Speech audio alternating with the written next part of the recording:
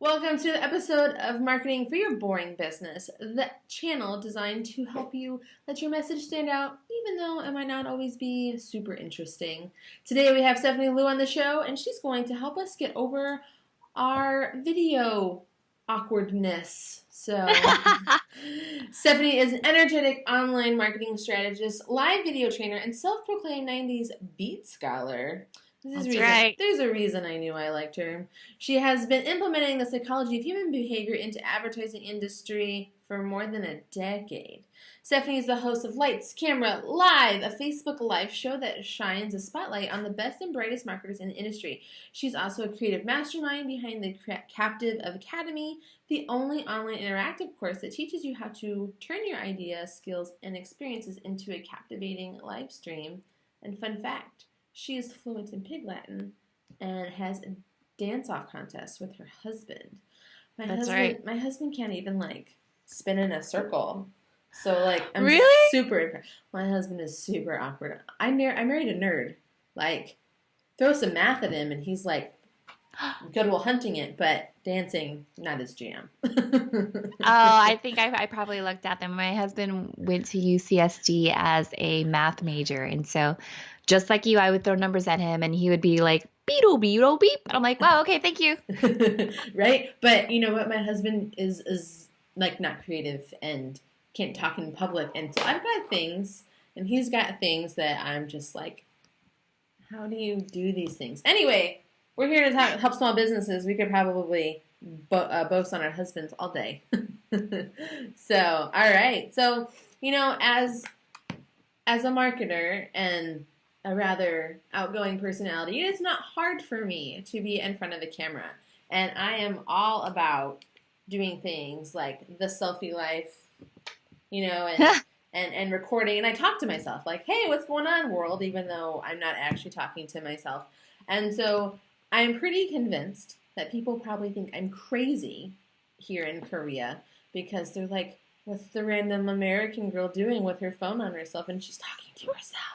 We'll just walk on the other side of the road. But anyway, I know that probably a lot of other business owners and people out there are just super uncomfortable with it too. So what do you think are some things people can do to just get over it? Because just telling people to get over it doesn't always work. No, it doesn't. And I love that you asked this question first. Generally, when it comes to just even taking a selfie, I feel like that's more of a generational thing, right? I have a bunch of clients that are baby boomers and they just never really grew up with smartphones, of course, or the internet, or just they're not used to displaying themselves a majority of the time. So when you try to tell them, in order for you to be visible in your business, you have to take a selfie or you have to do video, they're not interested in that. However, if you ask someone that is a millennial right now, they're all about it. They're not going to be scared of it.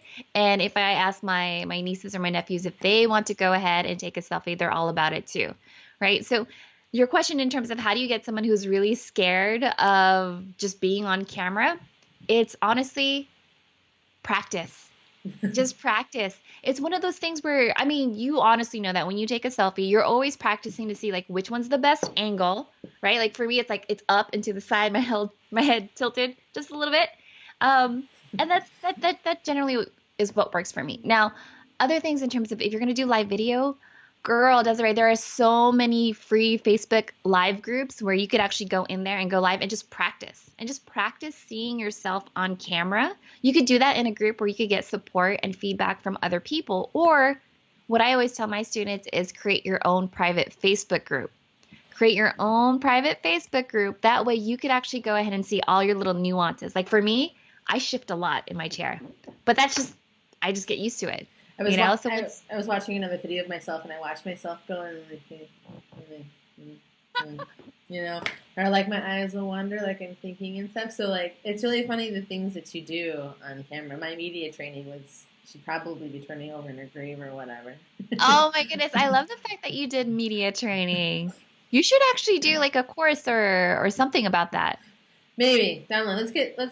Let's figure out this podcast thing first and this video channel first before I take on more, but I'm not against it. So with the Facebook group, we'd want a Facebook group that's intentional. What would be a good intentional Facebook group for, again, a boring business. It's easy for things like social media, Facebook Live, or even if you go so far as like, network marketing Facebook groups and support groups, like those things are a bit easier.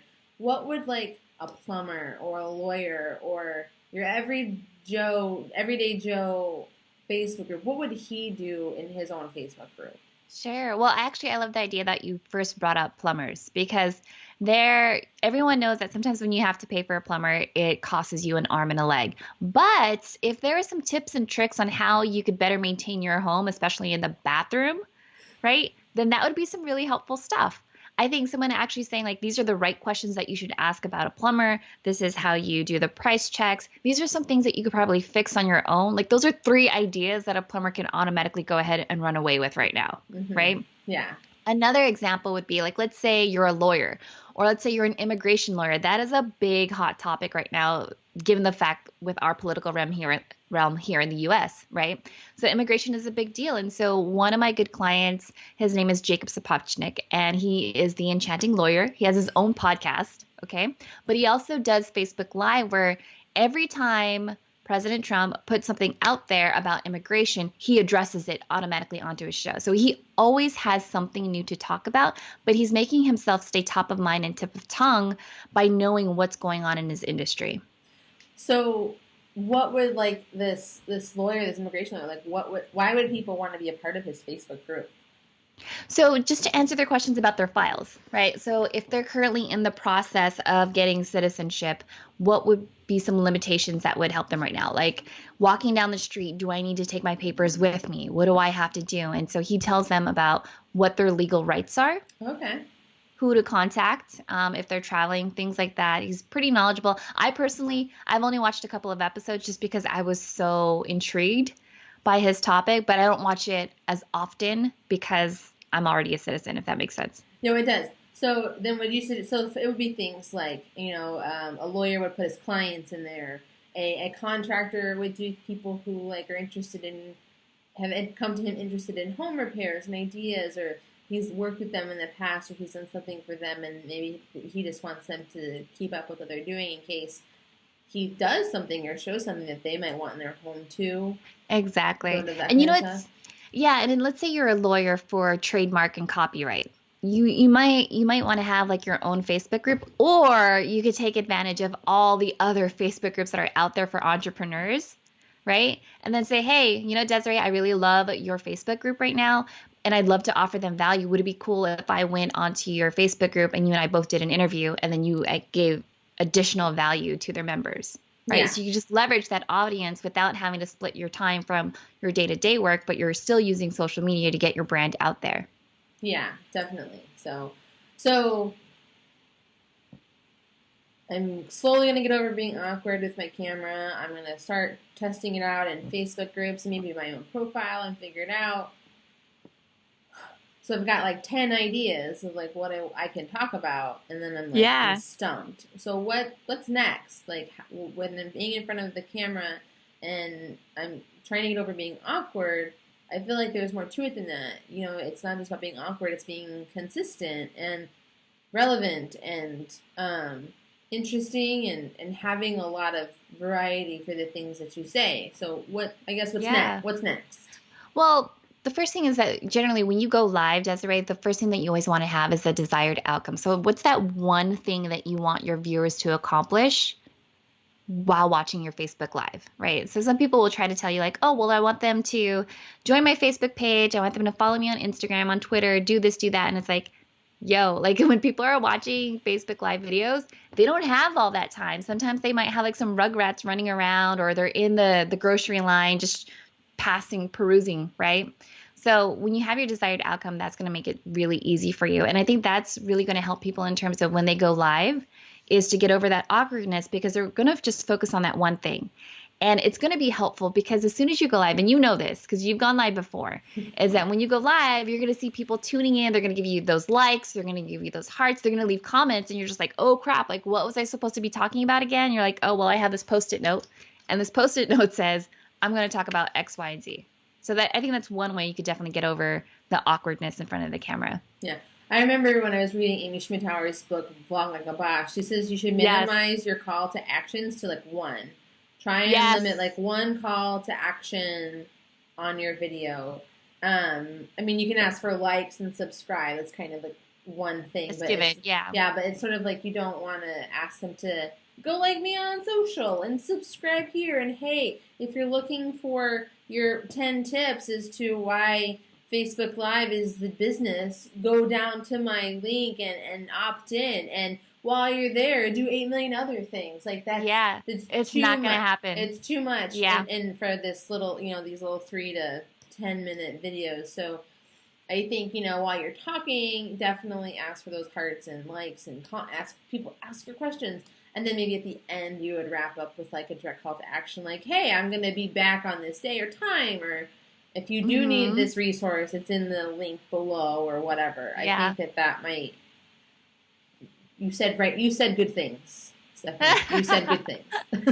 Well, the thing is, too, is that that chatbots are blowing up, too, right? Mm-hmm. And so everyone now is just kind of, most, not all, are now leveraging chatbots. And they're just saying, if you can't watch this episode right now, but you want the PDF notes or you want the show notes, just leave the comment, subscribe, and then you'll get everything that you want in the chatbot. And people are using it in their Facebook ads, right? Facebook video ads. They're doing it in their Facebook Live. They're doing it in regular posts.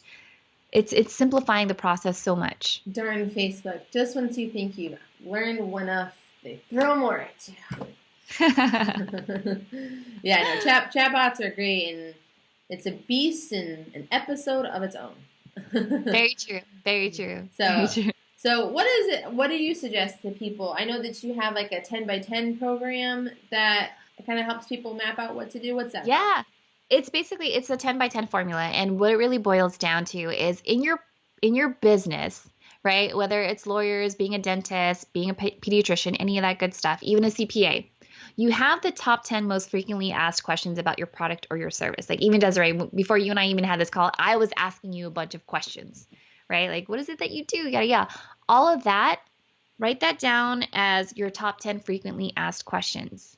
That's already for you is going to be 10 episodes that you could do right off the bat. Then on the right-hand side, you want to put your should ask questions. So what are top 10 should ask questions? So things that you were asking me when I was asking you, like, okay, so what is it that you do with your all-in-one social media stuff? They're like, well, you should be asking about voice, and you should be asking about tone, and you should be asking about the quality of people that I'm hiring. So that in itself, those 10 questions becomes another 10 episodes that you could do. And lo and behold, you have 20 episodes right then and there. And basically they're building on top of each other, promoting your brand and your service. Yeah. So imagine what you could do. Yeah. And if you're only doing one a week, that's almost half a year. So, right? Yeah. It doesn't have to be a daily thing either, which I think a lot of people misconceive. Very true. Very true. So, there's always a lot of buzz about like using Instagram and using Snapchat and using YouTube. How do you recommend, what should our boring businesses be using and doing, and how do they know? Some people are like, be everywhere, and some people are like, pick one and be really good at it. Like, so what do you advise there, and for them to dive into all of the things? That's a really great question. And honestly, it really depends on who their target audience is, right? For someone like, let's say, a CPA, you probably might not get majority of your message out there as well as the call to action out there on Snapchat, right? Just knowing who the demographics are in each one of the platforms. So I would say like for the list of occupations that you had sent over to me, like the lawyers, the CPAs, the accountants, the dentists, all of that good stuff, I would say definitely take advantage of Facebook. And the reason for that is because there's 1.67 billion Facebook users on there. And you know that Facebook is already behemoth in the sense that it gives you a very robust advertising platform. So what that means is you could drill into your specific target audience based off of their interest, right? Mm-hmm. So leverage that, take advantage of that, go where people are already hanging out with and having conversations and posting those questions. And Facebook is definitely going to be helpful there for you. I think even beyond that, I love Facebook as a tool because it allows a lot of like local businesses to hone in on their area. Like, I think 1.6 billion is like a great fact, and that this is like that's how many people are using the tool and that are on it and have accounts. But at the same time, it's like, yeah, but how is the restaurant that only really caters to the 5 mile radius around him going to benefit from that? And I'm right there with you with like the power of um of Facebook ads and being able to target who they want. I also think it's important with the different platforms knowing like the demographics and who you're talking to. I Yes. think that like you know, an insurance guy who caters to an AARP crowd is not going to want to do the same thing as like a young lawyer out of school hustling his new practice. I feel like not only would the messaging be like totally polar opposite, but who they're talking to and where those people are talking are going to be different. Yeah. And not to mention the fact that if you already have your email list, right, Desiree, you could actually go ahead and upload that audience into Facebook ads as a custom audience, and you could do a lookalike audience off of that. There's just so much that you could do with Facebook. And plus Facebook owns Instagram. So, and you've heard about this, right? Like where if people engage on your Instagram post, you can now target them through your Facebook ads. Brilliant. Mind Right? blowing. Yeah, I saw that. Well, it's also even beyond that. If you have your Facebook page linked to a Instagram account, like the notifications will show up on the Facebook page now. So you can like Yeah. comment back and respond on Facebook. I saw that the other day and I'm like, that's awesome. I know they're trying to make it like this all in one platform. It's just you're one ring to rule them all. Nerd references.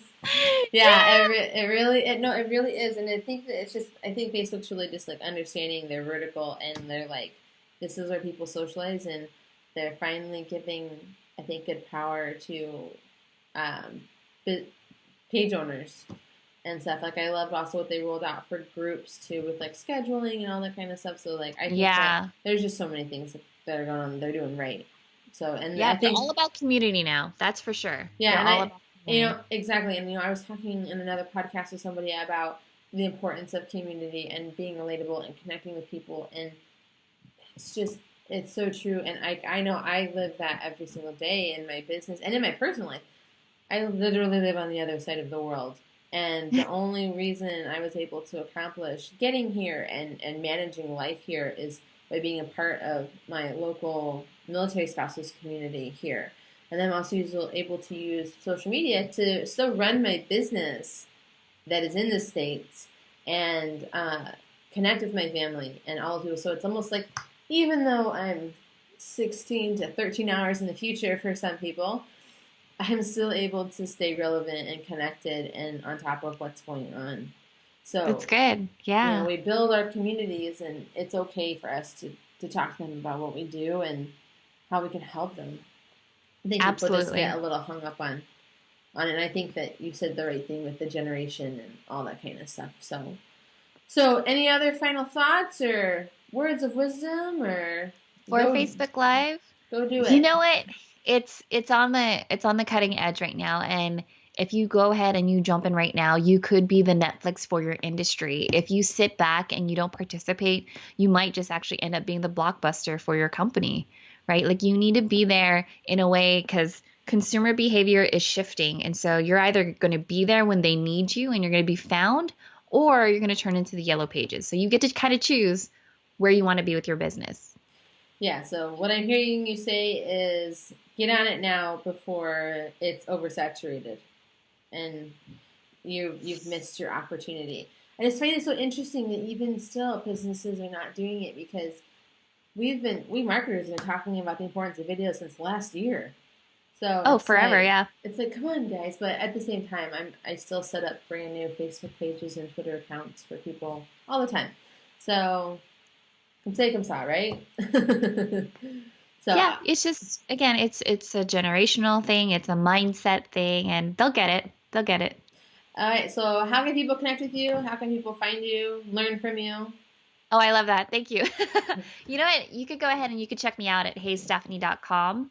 And that has everything, all of my nuggets, my freebies over there. And if you want to learn more about Captivate, Convince, and Convert, the only online interactive course that teaches you how to create a Facebook Live show, go ahead and head over to heystephanie.com/iwantin. And that will give you everything.